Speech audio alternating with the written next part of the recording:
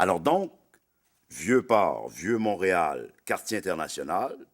Maintenant, là, on remonte un peu, puis on est en train de travailler dans le quartier des spectacles. Ça, je vous en parlerai pas trop longuement, mais il y a à peu près 140 millions d'argent public qui est investi là-dedans. La place des festivals qu'on a inaugurée, on est en train de faire le boulevard des artistes derrière on rejoint Maisonneuve et Ontario du côté nord de la place des Arts. L'îlot Clark, où il va y avoir une patinoire de glace artificielle et une autre grande place publique à l'ouest de la place des Arts.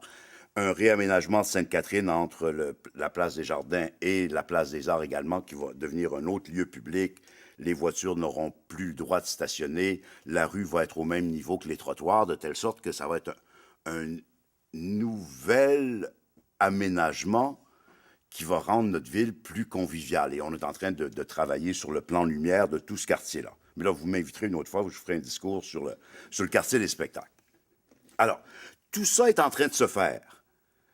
Le village gay, si on s'en va un peu plus à l'est, avec des moyens assez modestes, je dois dire, s'améliore d'année en année. Et ils ont misé beaucoup sur l'animation urbaine pendant l'été.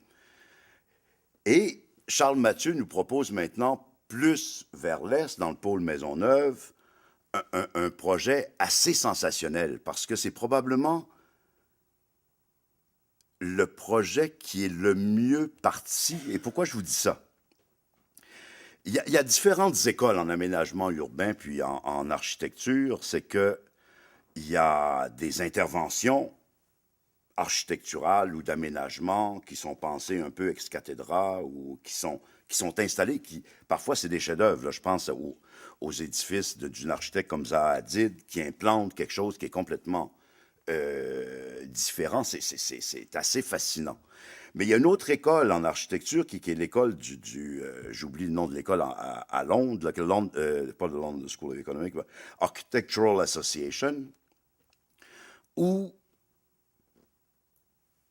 on se promène, puis on prend des photos de tout ce qu'il y a, puis on parle avec le monde qui est là, puis on dit, bon, qu'est-ce que vous aimeriez, puis comment est-ce qu'on pourrait intégrer tout ça?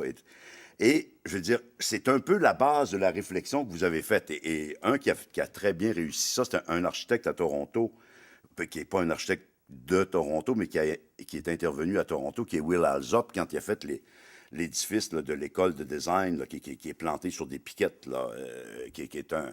Alors lui, ça lui a pris à peu près 1 an et demi avant de déposer ses plans parce que il a jasé avec le monde du quartier. Puis il a dit, comment est-ce que vous voyez ça? Voulez-vous un parc? Voulez-vous qu'on fasse une rue là? Etc., etc. Bon, c'est ce qu'on est en train de réaliser avec Charles Mathieu dans son projet. Et cette implication-là de la population, cette réflexion sur des valeurs, parce que c'est des valeurs actuelles, quand je blaguais tantôt en parlant de vert et de communautaire, mais c'est comme ça que nos communautés se développent maintenant d'une façon intelligente, et c'est pour ça qu'on peut être aussi emballé derrière ce projet-là, parce que ça va probablement être un des éléments, et tout ça basé sur la nature et sur l'utilisateur, les plus contemporains. Et là, je ne vous parle même pas d'architecture, je vous parle de lieux où on va pouvoir exprimer où en est rendu l'humain et notre société d'ici 2014. Alors, je trouve que il faut adhérer d'emblée à ce grand projet-là et le soutenir, le nourrir, le faire grandir. Et certainement que tu peux compter sur moi, Charles Mathieu, ça c'est bien évident, mais probablement sur tous nos amis aussi qui sont dans la salle. Et tout ça pour vous dire, là, je reviens à mes propos de départ.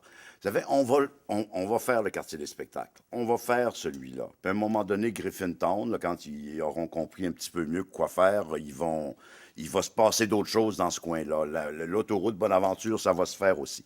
Alors, je vous interdis d'être pessimiste à l'endroit de Montréal. Bonne journée.